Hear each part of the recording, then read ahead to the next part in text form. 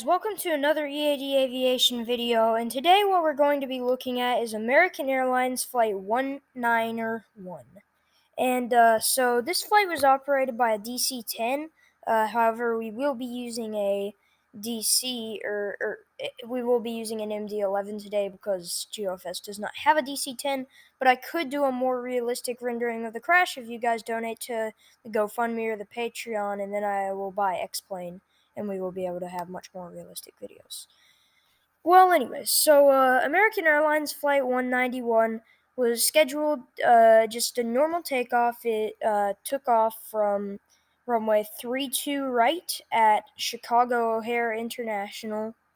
So yes, this is a normal takeoff. And so it was taking off, and so it's just a normal takeoff roll.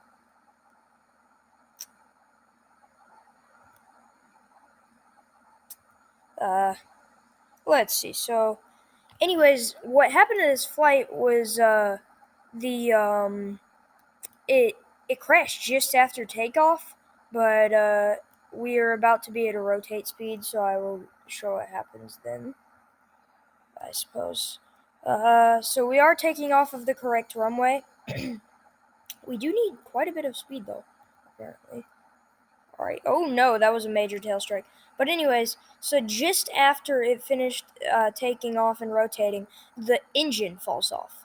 The left engine. So it starts spiraling, and everybody on board, and oh my god.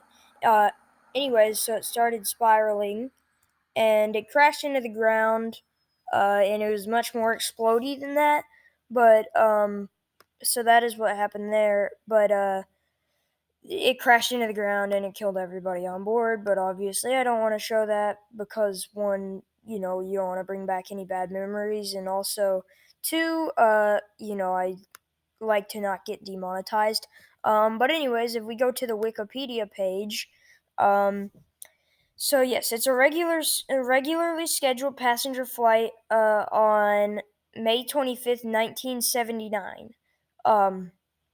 And there were 258 passengers and 13 crew, making a total of 273 fatalities. And it says right here that it was the deadliest aviation incident to have occurred in the United States.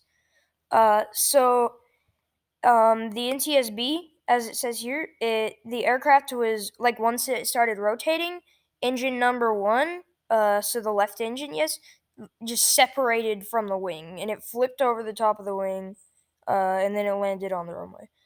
It also severed some hydraulic fluid lines inside the wing's leading edge slats, which is essentially just flaps for the front of the wing, and damaged a 3-foot section of the left wing's leading edge. It says aerodynamic forces acting on the wing resulted in an uncommanded retraction of the outboard slats as the aircraft began to climb. The damaged left wing, with no engine, produced far less lift than the right wing. And so yes, it says it caused it to roll to the left until it was partially inverted, which is not good at all. And luckily it did crash in an open field, and there were no on-ground fatalities. I mean, not luckily, obviously, because nobody ever wants a plane to crash in the first place. But in the situation of a plane crash, it was good that there were no on-ground fatalities. Uh, so the DC-10, it did have quite a few maintenance issues.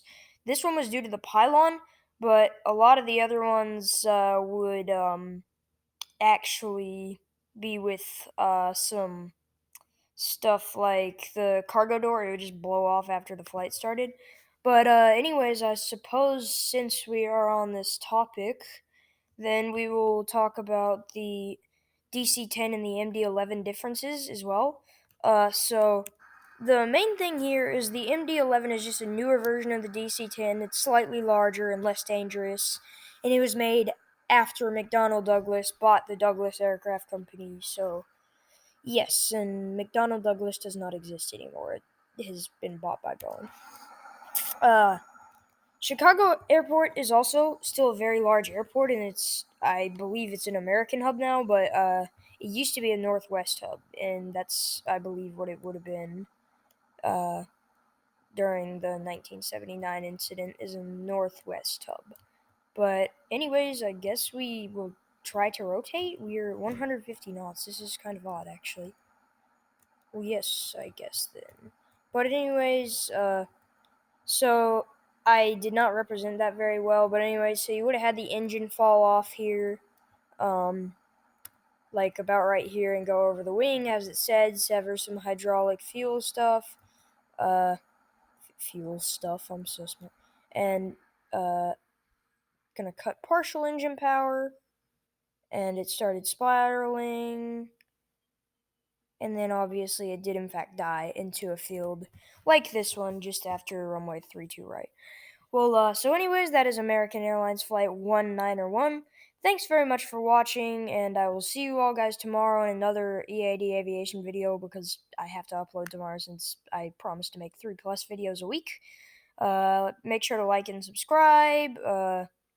Check out the Discord and the Patreon and the GoFundMe, and also I'm like not sponsored by them or anything, but also check out keto.org because if you can donate, it's a good place to donate some charity money too because charity is always good. Well, anyways, thanks very much for watching and see you all guys later.